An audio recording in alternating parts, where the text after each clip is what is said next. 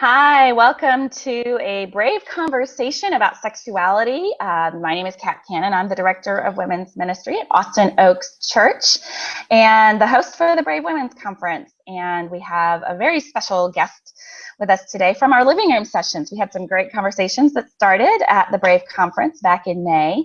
And so I want to introduce to you Ashley Andreano. Hi, Ashley. How you doing? Hello. Good, thank you. How are you Good. today? I'm great. Ashley, tell us Good. just a little bit. I know you're a blogger for women's health and you're also Yeah. an educator. So tell us just a little bit about what you do. Yeah, so the basically any topic of women's health interests me, but I'm specifically interested in women's sexual health. And I think that in the church, it's something that we need to talk about more and learn more about together as women. And so I'm really interested in that. I study a lot about that. And I blog about it a lot. And you're not in your church right now. You're actually in a No, closet someplace. I'm in a storage closet at my work. I work at a hospital here in Austin, and I'm in the closet. So There are a I'm million taking, jokes we could make about that. I know, I'm taking my lunch break with y'all. I so appreciate it. Thanks so much. Yeah. Hey, one of the things that happened at the Brave Women's Conference that I was super excited about was that your session with Roxanne Bales and Cheryl Luke, the Brave Conversations about Sexuality, I mean, once women got started, we had a hard time stopping them. What was going on in that session? I thought it was amazing. We really opened it up as a discussion, and so it wasn't just the three of us talking. It was really everybody in the room was participating in an open conversation about sexuality. And what I really heard a lot of in the room is that there was a lot of pain going on, not just physical, but a lot of emotional pain in a lot of the sexual relationships, and with the singles in the room as well. It sounded like sexuality was a confusing and painful topic, and you know, we just it just doesn't have to be that way. We just need to have more of these conversations so we can sort of figure out what are these barriers that women are facing, no matter what stage of life that they're in. Yeah, and as a minister, I see women who are struggling with intimacy issues, and especially in a culture like ours that, I've heard it referred to as an R-rated culture. A Mhm. lot of confusing messages about sexuality, what's okay, what's not okay, why is it that God says it's for marriage? What are some of the confusing things? What are some of the questions that women are coming to you with? I think that a lot of women that are currently married, that were maybe raised in the church and that didn't have sex outside of marriage, they are confused because sex is not what they thought it would be. I think that they're finding that they enter marriage having no experience sexually. They've been told to sort of turn it off, um, and sort of they've been encouraged to almost repress that sexuality. Then when they get in marriage, it's very hard to turn on, and they don't know how to talk about it with their spouse. They don't know how to communicate. Their spouse doesn't know how to communicate with them about it. So they're finding that sex is confusing, painful emotionally and physically sometimes. And they just thought it would be something very different, and it's disappointing. And that is one thing that I'm encountering a lot of.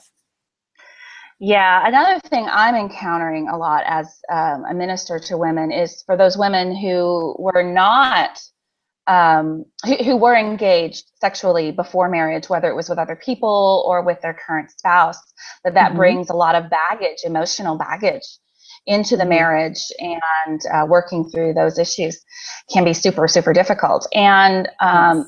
it's one of the reasons why I wanted to have this brave conversation and to have it within the context of a church environment, of a Mm-hmm. Christian women's conference, is because God knows about sex and He knows about Right. our bodies, and I know Right. that's super super big deal for you. Why is it so important for us? I mean, you talk super explicitly in your blog Mm-hmm. about our bodies. What Mm-hmm. motivates that? Why do you think it's so important for us to be able to talk about this?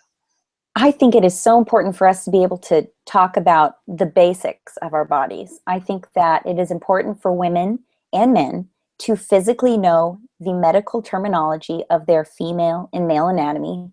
And I think that seems like males pretty much have the names of their parts down, but a lot of women don't honestly know the difference between their vulva and their vagina. And I think it's very important for us to know those differences, because we are in the bodies that God created. We believe in the God that created these bodies and created sex. We should be the authority. We should know all about them. And I think that in battling the shame that somehow we've put on those body parts, I think that one way to break that barrier is to just call it what it is. That's a vagina. That's not a vagina. That's a vulva. Those are labia. That's a clitoris. I think that these are important things that there should be no shame in saying those words. And we don't have to call it down there. We can actually know what it's called. We can teach our children what it's called. And we can raise the next generation to have the appropriate medical terminology to help beat that barrier of shame and mystery. So that is why it's important to me. Yeah, and I think that there's, probably in the church this idea that those are not polite conversations, and the Bible teaches that we are supposed to treat those parts of our bodies with a certain respect.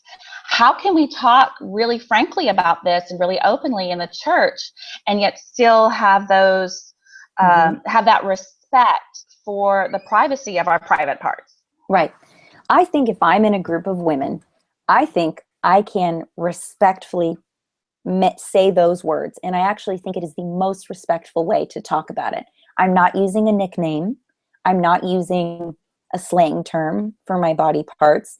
This is the correct terminology. And I think that is the most respectful way to talk about my female anatomy, because I'm like, well, this is what medicine and science calls it. So I can call it that. I have it. And I know that there are different sort of boundaries when you're in groups of men and women, but I think especially women together, we don't have to be afraid of saying these words with each other. I think that there's nothing to be afraid of.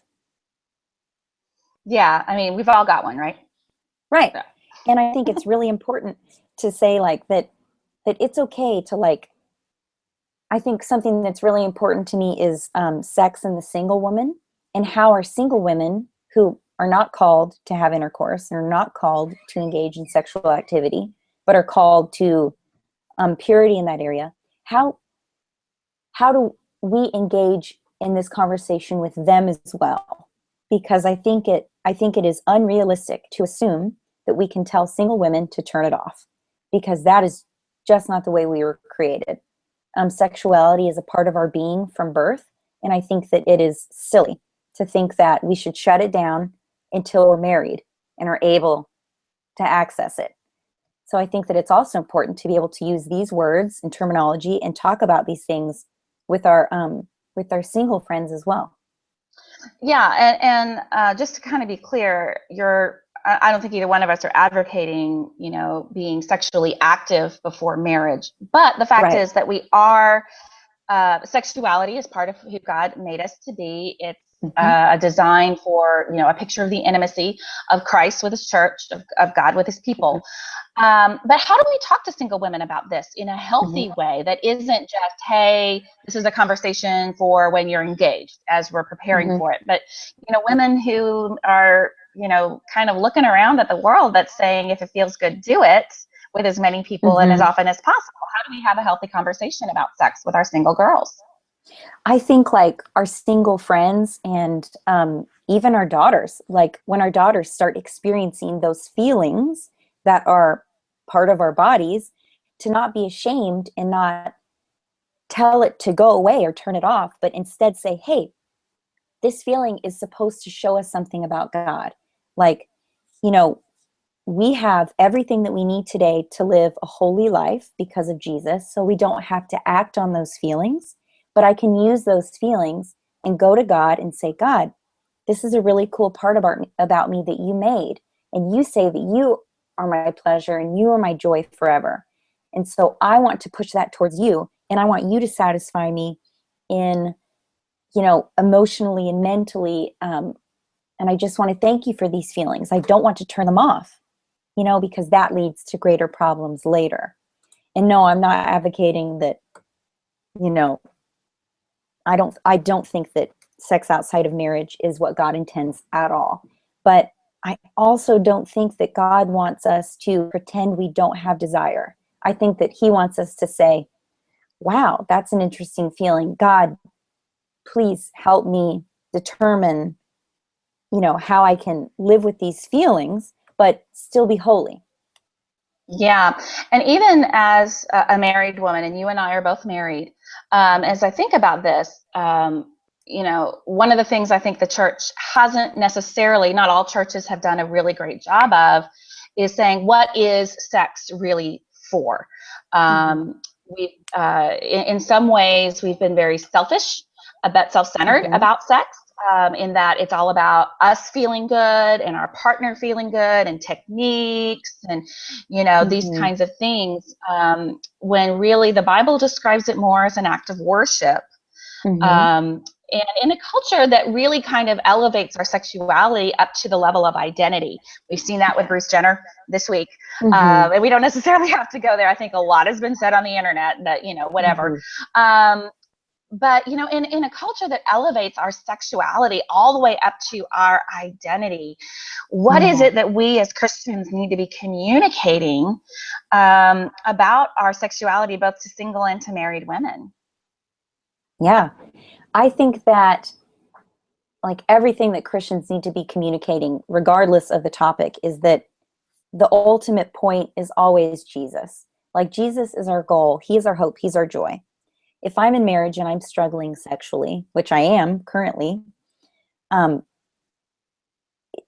my hope is not that my husband and I will have an amazing, epic sex life. My hope is still in Jesus. My great sex life isn't going to save me. Jesus is. And so I want to love Jesus and be so consumed with God that a sex life is an overflow of that love. And I think that the point of sex and marriage is to show this mysterious, beautiful, intimate union between Christ and the church. And I think that that is an overflow. And so sex can't be the end goal, like God has to be the end goal. And I know that that seems really far away from each other, but God created sex. And so, I think like Daniel and I, my husband, we are struggling and sexually right now. I have a disease called lichen sclerosis, which affects the skin of the genitals. Look it up. It's crazy. But anyway, so I can get really bogged down when I think, okay, we haven't had sex in this long. We just have to have sex. It's like, but that is not getting me anywhere. Like it can't be out of an obligation. Like if I want my sex life to be a worshipful experience, it has to be an overflow of joy coming out of my life from God. And that's hard. It's hard, but it's, the Bible's pretty clear that God is the goal. The desire of my heart is the Lord. The desire of my heart is not to have an epic sex life, even if I can get confused about that. Yeah, and as soon as you say that, then there are a whole bunch of things that come into play for me. The things like being sacrificial in your love for your spouse and not being selfish, about submitting yourselves one to another, that your body doesn't belong to you and to you alone. A whole bunch of theology about that, and we can get into that later if we have a little bit of time. We do have some viewers who are watching, which I'm really excited about. Welcome, viewers. Want to remind you that if you go on the chat feature and you have a question for me or for Ashley, you can go ahead and submit that. We're keeping an eye on that. But Ashley, you did bring up a topic that I want to touch on, and that is when there is physical pain in sexual intercourse. A lot of people just feel really helpless. I have friends in that situation. And of course, you've been very gracious to say that you've been struggling. And so what do you do with that? Where do you start? Okay. if you're experiencing pain during intercourse, you need to talk to your doctor. You need to talk to your OB-GYN. And it's because you're not supposed to be experiencing, reoccurring pain in intercourse. Of course, when you start having sex for the first time, like after you get married, there might be some pain just because of the physical things that change, like the hymen is torn. But after that, there really isn't supposed to be pain. So ask your doctor. If there might be a medical issue that's happening, like in my case. And if you're not satisfied with what your doctor has to say, ask another doctor. Ask other women about this. Say, hey, are you experiencing pain? This is another good reason to know your anatomy, because then you can describe where the pain is. If your doctor says, where are you having pain? You just say, down there. That's confusing. There's a lot of different areas down there. So it's good to know the anatomy to know if you're experiencing pain, where is it happening? But yeah, just know that you don't have to live like that. It's not supposed to be like that. Sorry. It's No, not it's okay. supposed to be that way. And in a lot of cases, you can be treated medically, or you can have pelvic floor physical therapy, which is a real thing. I've done it, and that can help decrease pain during intercourse. So first thing, talk to your doctor. Don't think that it's normal. Don't think you have to live that way. Wow. Okay. So how would you talk to your partner about that? I mean, Yeah. how do you start that conversation? Yeah, man, talking about sex can be very hard.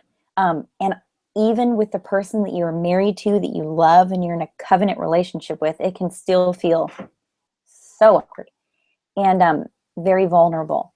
But I think if you can just pray for God to open you up to be able to have that conversation with your spouse, that's great. I mean, first, obviously ask God to help you. But yeah, if you can just say, hey, that when we have like had sex that has led to penetration, it has been painful. And I think, I like know the anatomy. And so I know that it seems like it's hurting on the labia, or it seems like it's hurting in the vagina. If you can begin that discussion so that your spouse knows that, hey, this isn't a rejection, this is something physical happening to me, and I need to ask a doctor about it. Because I think that it can really be easily, your spouse might think that it's rejection. So the more open you are with each other, the better. Yeah, because that physical pain then can lead into something that can be complicated by emotional and relational Absolutely. pain, and then everything kind of compounds upon itself. And so you kind of want to start, as soon as there's a sign of trouble, you want to start having those conversations, and that takes a little bit of courage. That takes a little brave. Mm-hmm. Yeah, for sure. Absolutely. So Yeah. yeah. So what are some of the problems that you see that kind of compound on themselves when women aren't brave enough to talk about this? I think that women can get into a cycle, whether pain during intercourse becomes the norm, then their body starts to feel like, well, sex is painful. Why am I going to get turned on? And physiologically, it's harder to get turned on. That's a problem. If there's no pain present, but the woman isn't exactly enjoying it, then the same thing. Your body can start to think, well, this isn't enjoyable. Why do I want to do this? And then emotionally, you start getting further and further away from wanting to have intercourse. And that's the other thing. If you're not enjoying sex, I also think you should ask your doctor. And for sure, ask your friends, because sex, I think that in the media today, we get this idea that sex is supposed to be like fireworks, crazy, amazing every time. That's not the truth. It is supposed to be good and pleasant and sometimes great, but we're not really promised like fireworks every time. So, but if you're, just kind of really not enjoying it, I would say definitely talk to your doctor and see, like, again, like, is there an issue with lubrication? Is there an issue with something? And and be really clear to communicate with your spouse, hey, something's going on. I need you not to take this as a rejection because I really need to figure this out and I need your help. But I think, again, communication is just like key. Yeah. And I think those of us, so my husband and I have been married for 21 years. Mm-hmm. And I'm kind of over the point where we've thought fireworks every time. I mean, it's just, yeah, come on. 21 years later, we know right. better now. But it kind of begs a question because I'm not sure. I mean, I know what my husband and I, what our intimate life is like, but I don't know what other people's intimate lives are like unless we have these conversations. And I haven't had a whole bunch of them. I'll just be honest. So right. What is normal? Is having an orgasm every time? Is that normal? Is that expected? What's, what is abnormal in That's a great that question. feeling good? That's a great question. I think that every couple's normal is going to be different. So some couples, they have sex every day. Some couples, they have sex once a month, and both are just fine. Both are totally fine. But abnormal is, I think, the one that we need to talk about more, because everybody's normal can be so different. But some abnormal things where I don't think either partner should be experiencing pain physically, the man or the woman, that's abnormal. I think that both partners should feel safe, relationally safe with what's happening. So if you're not feeling safe, I think that's abnormal. It doesn't mean that your spouse is putting you in an unsafe situation. It just might mean that maybe there's something mental that you maybe brought into the marriage, or maybe something has developed and that needs to be talked about. And, but I think, if you're not ever experiencing an orgasm, I think that it's totally appropriate to talk to your doctor about that. Really, I just talk to your doctor about everything. I'm sort of like, they are there to talk about these body parts. You don't have to be shy about talking to your OB-GYN about anything.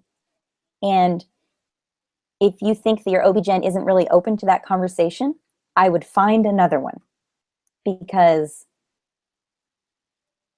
you need some guidance medically sometimes.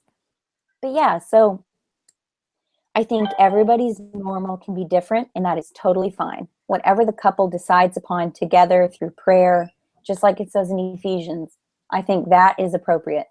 But abnormal things would be pain, emotional pain,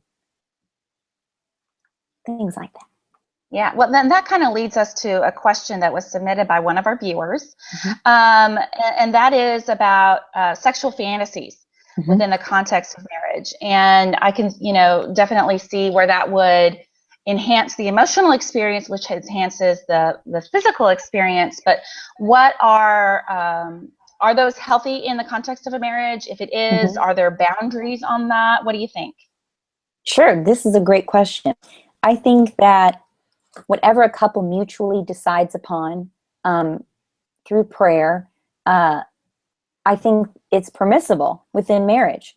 I don't think that it's a good idea to have fantasies about other people, I know, Kat, like you mentioned before, like probably not a good idea to just have like a fantasy about like a group situation. But honestly, I think that if you were prayerful about those, you might feel some conviction about those. But I think that, anything that does not proceed from faith is sin. And so I think that if you and your husband, or, if husbands and wives, if you are talking together and deciding what's okay for y'all in the bedroom, I think that's okay. I just think that God has given us a lot of freedom and a lot of creativity in this area. Would that extend to things like role playing and toys and those kinds of things? Honestly, I think so. I think that God has given us a lot of freedom. But I think that within that freedom, it's important to remember that the husband and wife be together when these things are happening. And I mean, like, I think that the pleasure in sexuality is to be achieved together. And so I think like there might be some sort of role playing that the husband or wife don't feel safe about, and I think that would not be permissible. But I think if both parties feel good about what's going on, like this way, relationally between man and wife, and then spiritually, yeah, I think that God has allowed us a lot of freedom to explore each other's bodies together.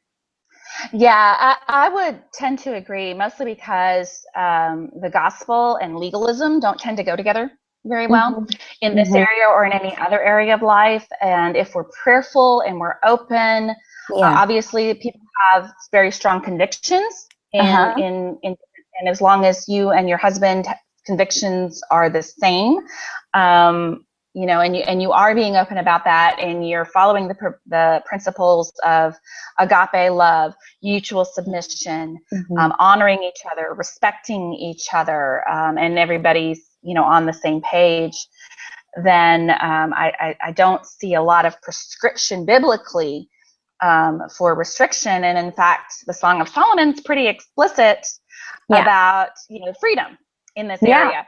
So, as a minister, I'm pretty hesitant to say, oh, you can never do that, or you should always do that. Never and always in the gospel, other than the deity of Christ. Those kinds of things don't tend to go together. What about masturbation?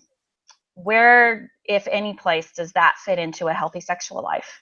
Okay, so I think biblically, this is another area where I think that God has given us freedom to explore each other's bodies together within marriage. And so my understanding of this, and this could be different from yours, is that those things are permissible with your spouse. I think that totally fine exploring those things with your spouse.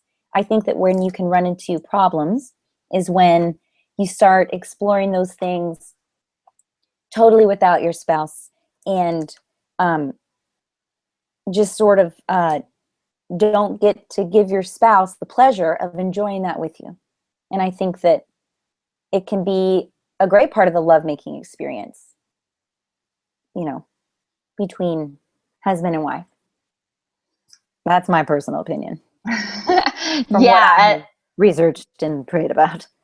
Yeah. Well, and that really fits within the context of, this is an expression of the relationship, ultimately with God being the end, not a great sex life being the end. This is ultimately an expression of the relationship between Christ and his church. Paul goes into that a lot biblically in those kinds of things. So that covers quite a bit of base there.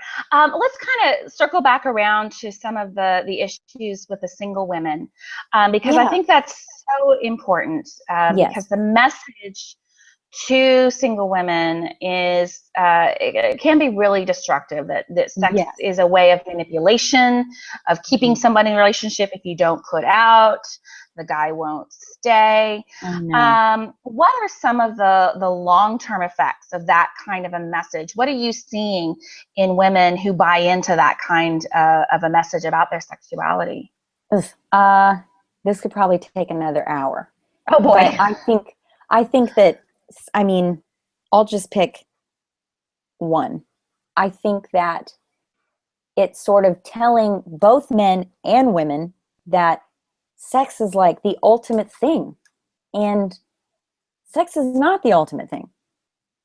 I think that it's sort of implying that this is the most important part of a relationship, and it's not. And we have somehow elevated this to being a make it or break it situation. And it's not, sex is not a make it or break it thing in a relationship. And it's always going to be worked on. And for single women that are hearing like, you're not going to be loved unless you're having sex with your boyfriend or whatever, that's, wrong. Like, I could talk an hour about this, but that is wrong on so many different levels. But specifically, like, why are we elevating sex that high? Like, yes, it is wonderful, and God made it, and it is a beautiful mystery that he made for a couple to enjoy within marriage. But man, we are putting a lot of pressure on this. And then for people that are called to singleness to think, well, I never get to experience sex because I'm called to singleness and I'm missing out like on the best thing in the world. Guys, yes, it's great. And I don't want to diminish that, but it is not the end all.